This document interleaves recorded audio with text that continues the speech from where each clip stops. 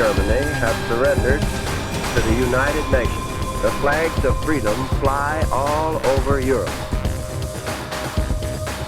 I believe that this nation should commit itself to achieving the goal before this decade is out of landing a man on the moon and returning him safely to the earth. President Kennedy died at 1 p.m.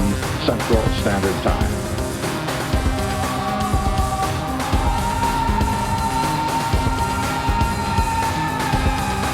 I was fully aware of the cover-up.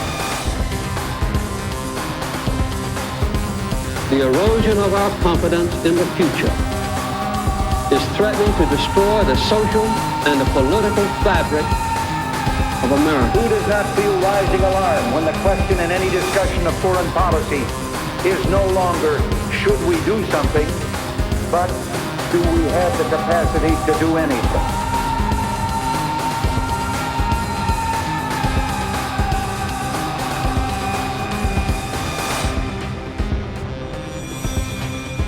Whether we bring our enemies to justice or bring justice to our enemies, justice will be done.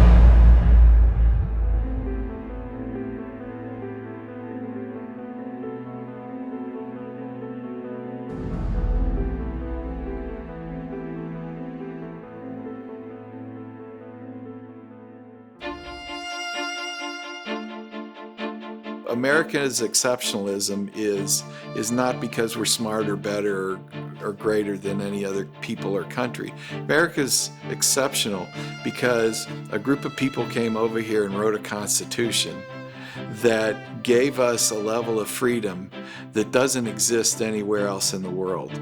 And that freedom means it comes with a responsibility that we have to participate in our government, participate in and understand what's going on, help others to understand that and teach them, and make sure that that American exceptionalism continues forever. When I was young, I was like dreaming. When I was dreaming of America, after all those Hollywood films and stuff like that, I was like, okay, this can be a great country to live in. People are just more free to speak. In Turkey, nowadays, you cannot speak about everything. Well, you can do it, but you'll be having the fear of getting arrested or something like that.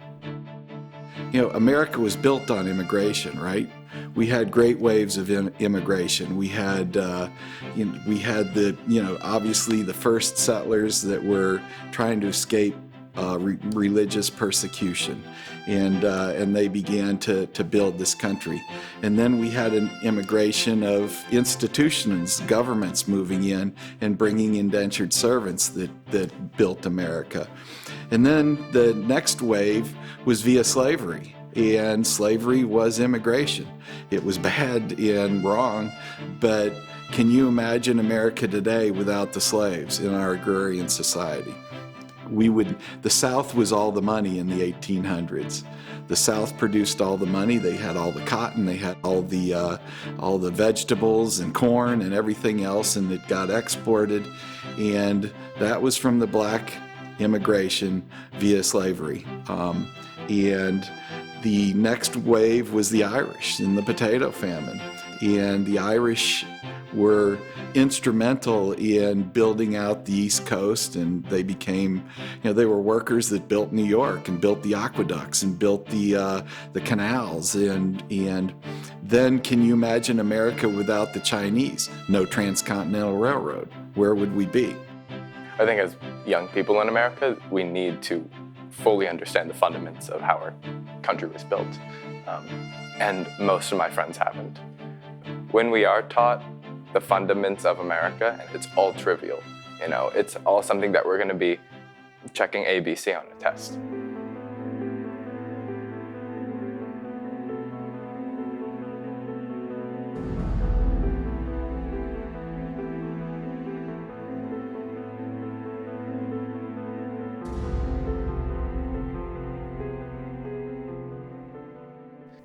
I think if the forefathers that drafted the Constitution could fast forward and stand here today and see what's going on, they'd probably pick up their arms again and start another battle for independence.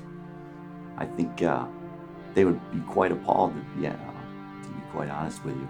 Our constitutional rights are being trampled on daily. If they're not being trampled on, they're being threatened being trampled on. And the framers didn't intend that. I think the US Constitution, of all written constitutions, is probably the best we've ever seen. I mean, I think it is that good. But like all constitutions, and here maybe one looks at the Bible as another example, people read it and interpret it in different ways. I think they did a fantastic job of writing a constitution of what, the government could do. But as far as what they couldn't, I think they could have done a little better job at that. I think you have to be very careful when you start messing, with the fundamentals that the country was founded on. So if someone were going to make changes, it needs to be very well thought out. I would say, in my opinion, it probably needs to be left alone. We're violating the Constitution. Unfortunately, we're allowing it to happen because we're not active. We're not engaged. We've been sleeping for 25 years. If you look at the Constitution, they built the checks and balances in. They missed a couple of things that nobody would have ever thought that a senator would stay in office for 50 years. We need to have limited terms. That's a huge start right there. I think we need better people in politics. I think the caliber of man in public life in the United States has declined in the last 50 years. I mean, look at the U.S. Senate 50 years ago. Look at it today. It's scary. This is your chance, once in a lifetime chance, to grab control from the special interests, the oligarchs, the lobbyists, the people who've controlled this country for too long, and to return control to the patriotic, loyal citizens of this country. The Congress and Senate act in the best interest of the American people. No, they do not. They act in the best interest of themselves and their party and the lobbyists, special interest groups. That's it.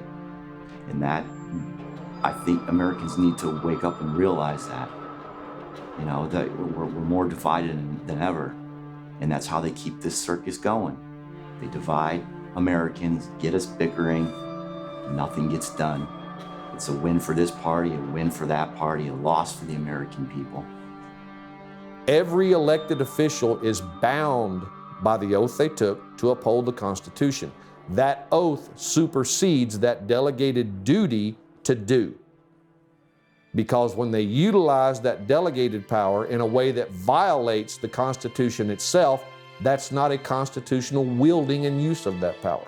The benefit to the congressmen of catering to special interest groups, they get reelected.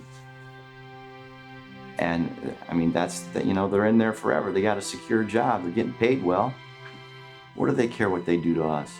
They got a nice paycheck coming. What they do doesn't affect them. We're just little pawns in their game. And so there's no incentive for them to do what's right for us.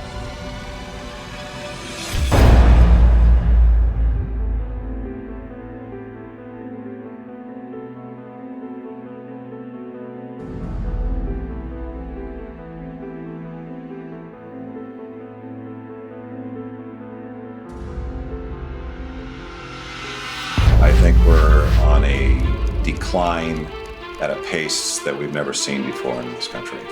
If you're making $100,000 a year right now, you're struggling. You bailed out the crooks on Wall Street, then why don't we bail out the people that were victims to their criminology, which are students as well? The more government gets involved in our lives, the worse things get.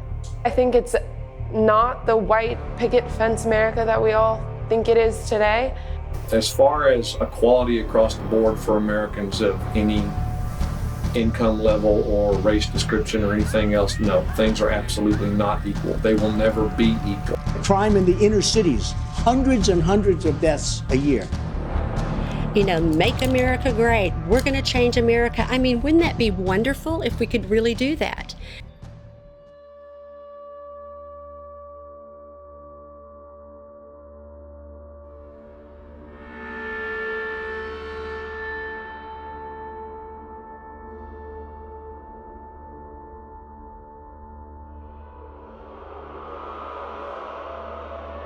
If you dumb people down and do not educate them on our true histories, then you can basically manipulate them to do anything.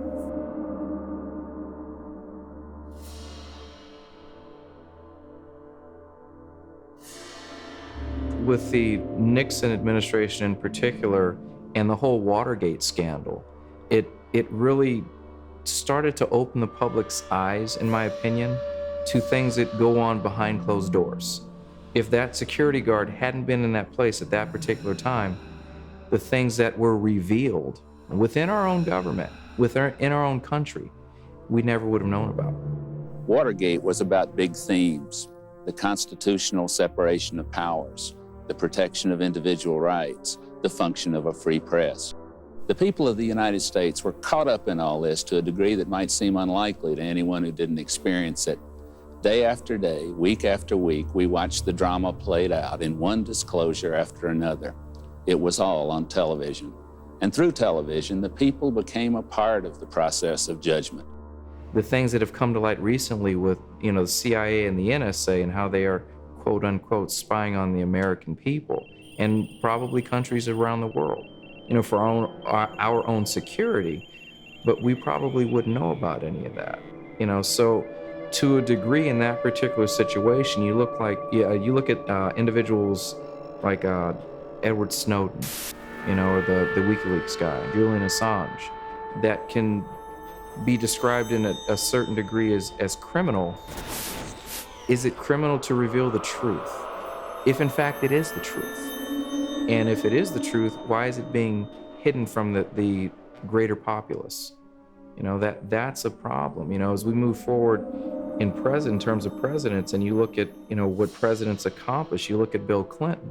He left us in a situation where the country's never been more in the black. Barack Obama is the man for this.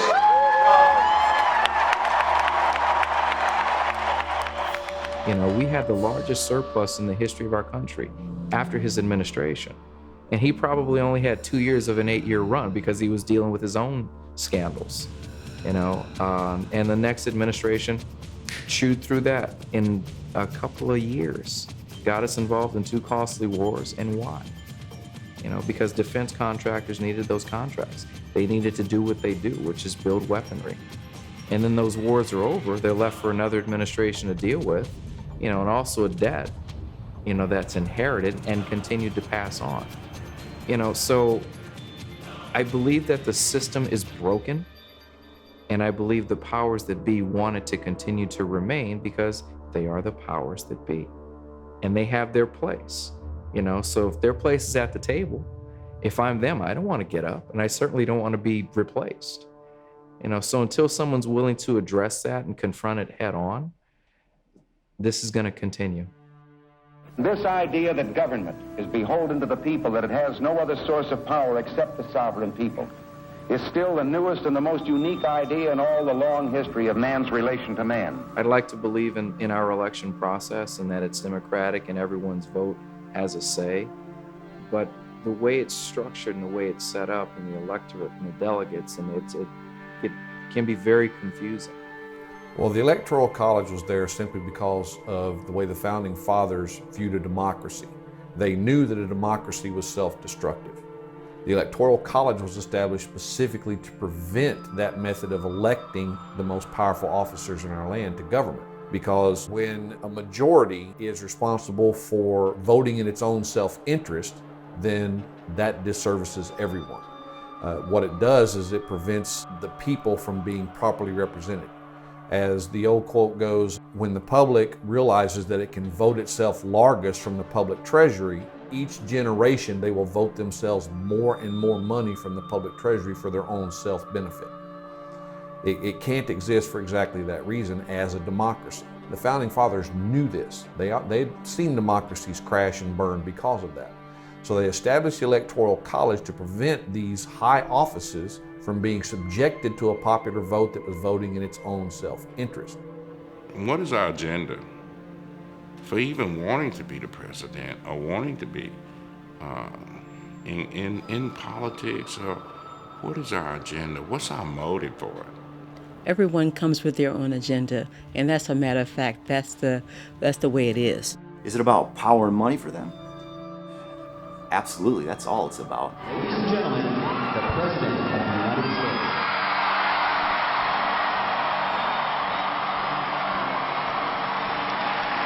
I believe that the American people didn't want spin and PR from their elected officials. They wanted honesty and straight talk.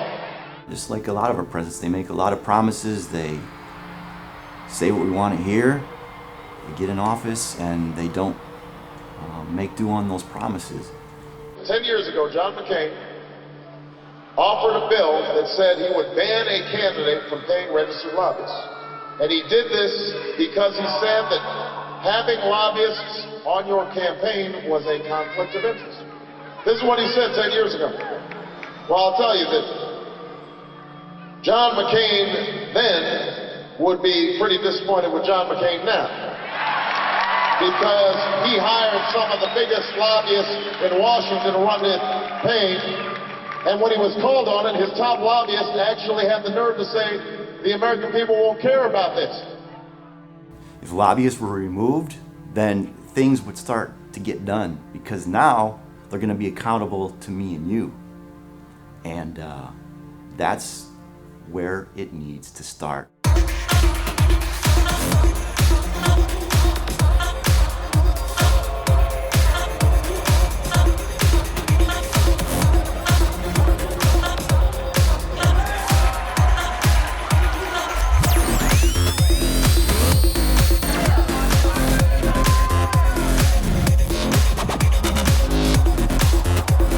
I had a great time last night. Really had a good time.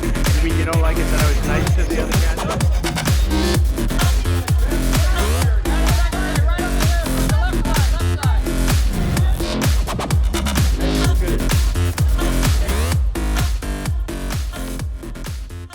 The people that control this system from the top down own most of the companies that the media works with or for or through. They can use the media to put whatever agenda and propaganda out there they want. They've been doing it for generations now. They own almost every major news outlet, newspaper, television that you can possibly think of. They sponsor all of the major TV shows, the morning shows, the evening shows, the talk shows. All of that they own. They control the information flow that goes through those venues, all of it. They don't give you the full story when they're reporting. They spin the details that they do give you. They give you the impression of one side of the equation. The old adage of there's two sides to every story is not true of American media today. The only side of the story is the one they want you to have, and the one that fits the agenda that they are now paid to drive. And that agenda is almost always to the far left. Almost always. To say that we have a conservative group in America and a leftist group in America is no longer true. You're basically talking about two doors into the same cattle chute. Okay, one says left, one says right, but behind the scenes they merge into the same tunnel to the slaughterhouse. That's what you're looking at here. Well, let's get into a few of the details about how the grand scam that's being perpetrated on us all came to be. In 1913, on a private island called Jekyll Island, a group of individuals, moneyed individuals, that ran the banks, controlled the government, and controlled the economy through those banks, came together to create a centralized banking system that would allow them to transfer the wealth of every American into their hands. The economic corruption in America that we have to deal with is based upon the transfer of private wealth from individual Americans into the hands of an elite few via means of the Federal Reserves and other parts of the banking system, all controlled and manipulated by the Federal Reserve. The Federal Reserve is itself not federal. It has nothing to do with the government. It's an entirely private banking system run by one major group of entities that control everything about those banks. Our interest rates are set through those banks and manipulated by those banks. Whenever they want to cause a depression or they want to cause an abundance, they can either increase or decrease the available money to the system just by either printing more or burning more electronically, because there's hardly any physical money anymore as far as that goes. the Fed has been given the exclusive right to create money out of thin air. The major part of the corruption is when you're told that you're being loaned money to purchase something, but that money doesn't exist, literally. It comes into existence solely because someone enters digits into a computer. So what you have is these banks creating wealth from nothing and then using the impression that that wealth is real to make these loans to people for property who then can't pay them or don't pay them. And the bank then uses the nothing they created to seize control of a real asset and transfer it to their own pockets. It's how the system's designed to work. The Fed has never been audited in its entire existence. If it's a government entity, why can't it be audited? Why hasn't it been audited? Because it's not. It's entirely private. They've bought and paid for the politicians to ensure that the laws cannot get passed to make them accountable to the public, as even a contractor for that matter. They do what they do for their own self-interest to the detriment of the rest of us. The general population no longer, in my opinion, has hope that they can accomplish anything. They're either being taxed or regulated or penalized at every turn for every achievement or accomplishment they engage in.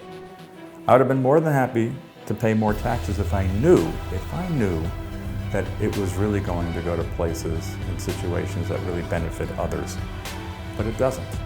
If there was a single principle that I could impart to all 330 million Americans about the income tax, it is that it absolutely, positively does not operate the way the government tells you that it does. And the government is engaged in the largest financial crime in the history of the world, and the American people are the victims. We are going to put an end to the notion that the American taxpayer exists to fund the federal government. The federal government exists to serve the American people. I've been looking at this for 20 years, this subject, and understanding that the income tax does not operate the way the government claims it does. It does not operate upon the American people the way the government claims it does. We have millions, hundreds of millions of Americans who fill out a W-4 every year, and not one of them is required to do so if they're operating in the private sector and they're an American citizen, or a legal resident for that matter. But they sign these forms, and of course on the form it says their name, it's got their social security number, and they might take some exemptions on the form. And they believe when they sign under penalty of perjury that they're signing that those three elements are factual and that they haven't lied about their name or their number. And of course that's part of it. But what they don't understand is when they sign that form, they're not merely attesting under penalty of perjury to those facts, they are also attesting under penalty of perjury that they are a person required under law to sign a W-4. And that constitutes documentary evidence to the IRS, when in fact, under tax law, he never owed a penny. If we go all the way back to 1916 and the Bruce Shaber case, even as far back as that time, Justice White talked about the distinction between what the law says and how the law is enforced. And he drew a distinction all the way back then that it was very, very possible and indeed likely that the government could write the tax law to say one thing and enforce it in a completely different manner. And he's turned out to be a fortune teller because that is exactly what the United States government has been doing. The written law says one thing, but it's so complex, 99.9% of the American people wouldn't even try to figure it out. So the government takes advantage of that by enforcing the tax in a way other than the tax is written. We're in dire straits. I think that people are really suffering, and there's a lot of inequality and discrimination that's going on. And I think that there's just the distribution of wealth is really creating a lot of problems. You need to get out of your armchair, stop watching the sports, learn what's going on with your country and your public servants, who are now your public serpents that hide under your bed to bite you when you least suspect it. If you don't step up, we're gone. End of story. The government was taking more of our money, more of our options, and more of our freedom. I went into politics in part to put up my hand and say, stop.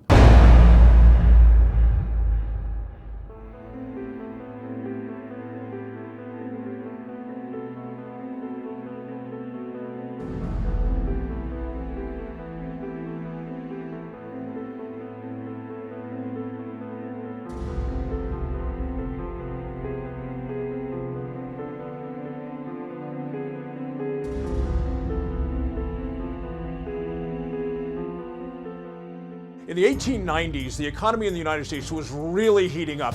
And as we moved into the 20th century, the people that constituted the Federal Reserve decided that the economy was already doing great. The American people were already doing great, but they wanted to get theirs. So that's when they came up with hatching the plot for the Federal Reserve, which is, it is the core rot.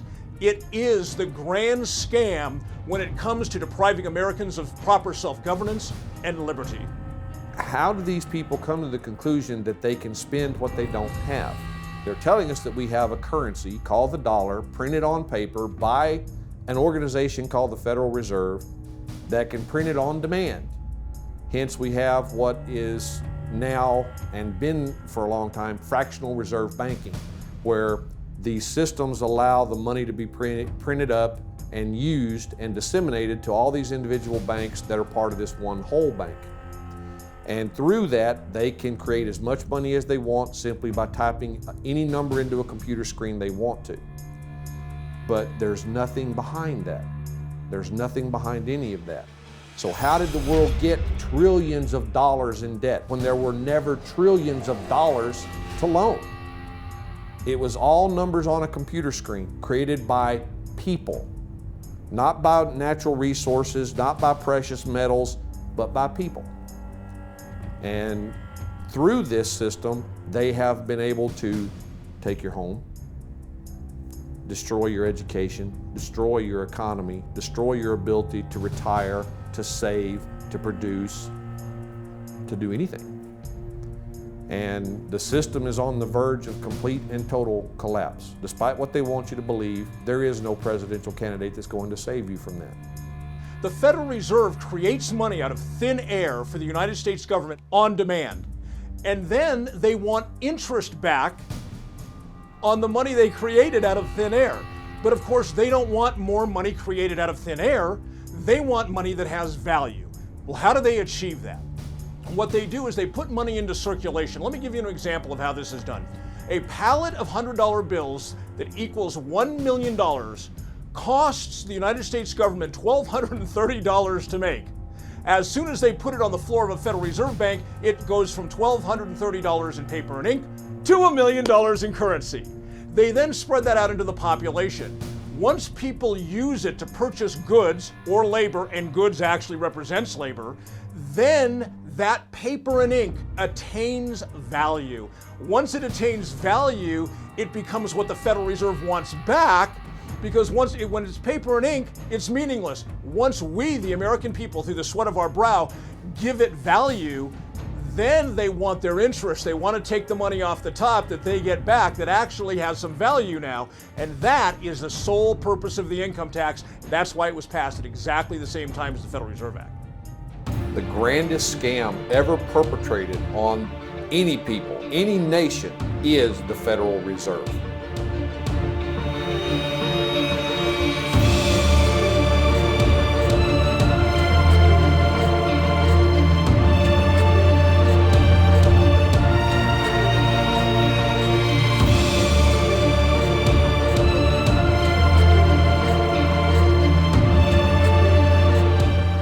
The modern theory of perpetuation of debt has drenched the earth with blood and crushed its inhabitants under burdens ever accumulating.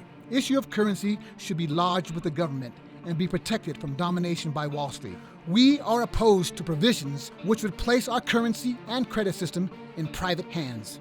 Despite warnings such as these, Woodrow Wilson signed the 1913 Federal Reserve Act. I am a most unhappy man. I have unwittingly ruined my country. A great industrial nation is controlled by its system of credit. Our system of credit is concentrated. The growth of the nation, therefore, and all our activities are in the hands of a few men. We have come to be one of the worst ruled, one of the most completely controlled and dominated governments in the civilized world. No longer a government by free opinion. No longer a government by conviction and the vote of the majority, but a government by the opinion and duress of a small group of dominant men. The Federal Reserve is the grandest scam ever perpetrated against a nation or its people. It is a mechanism of transfer of wealth. It is unconstitutional delegation of authority to print and control the issuance of money. It is unmitigated in the way that it allows control of our society, the way that we buy and sell, the way that we establish credit or pay off that credit. It is used to mold our society into a slave market for the bankers. It's an unconstitutional delegation of power to create money.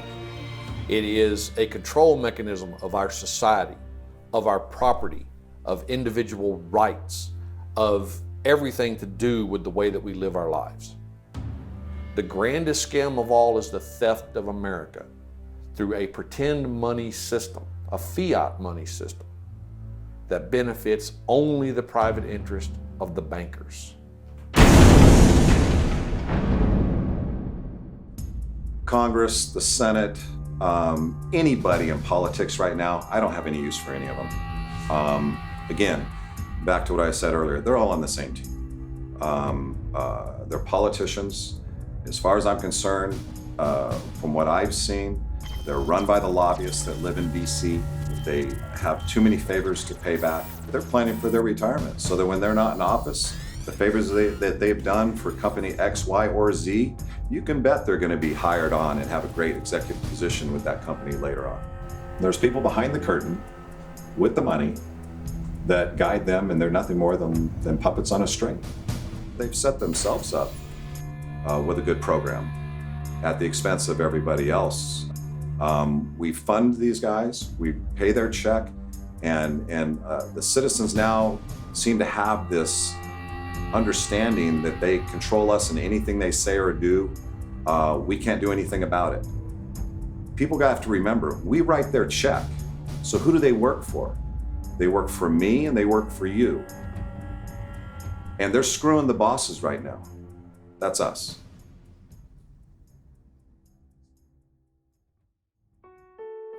United States of America is a great place to live. I'm totally sure about it. But something missing here. The sense of the culture is missing here. People need to be more integrated, more into it, because this is the only world we have. And if we just fail to live in this one, we will not have any other place to live in. We were taught very directly what it means to be an American, and we absorbed almost in the air a love of country and an appreciation of its institutions. If you didn't get these things from your family, you got them from the neighborhood, from the father down the street who fought in Korea, or the family who lost someone at Anzio. Or you could get a sense of patriotism from school. And if all else failed, you could get a sense of patriotism from the popular culture. We've got to do a better job of getting across that America is freedom. Freedom of speech, freedom of religion, freedom of enterprise, and freedom is special and rare. All great change in America begins at the dinner table. So tomorrow night in the kitchen, I hope the talking begins. And children, if your parents haven't been teaching you what it means to be an American, let them know and nail them on it. That would be a very American thing to do. I want the people of America to notice about people who have disabilities, who have diseases. You know, they need more health care. Not only that, but we need to stop fighting. We just need to stop fighting with other nations, just attacking each other. I mean, what good is that gonna get you? Nothing much. People are equal. It doesn't matter if you're Hispanic, Latino, Black, it doesn't really matter. We all need to be kind of in unity, and to single someone out and feel pity towards a certain race is kind of, in my opinion, a little absurd, because we are all a human race. I know there's different ethnicities within the human race, but when you get down to the nitty-gritty, we're all together, and that's what the world is supposed to be about unity and living for a greater good besides yourself. And I think it all starts with the individual. You know, if a person believes that we're gonna have a greater country, then we're gonna have a greater country, you know. But there's no hopefulness right now, you know. People are kind of self-absorbed in their own technological world and whatever we're told to believe in. And I think that needs to change. I just want America to change so that I have a chance to grow up and everyone in my generation has a chance to grow up so we get a beautiful world.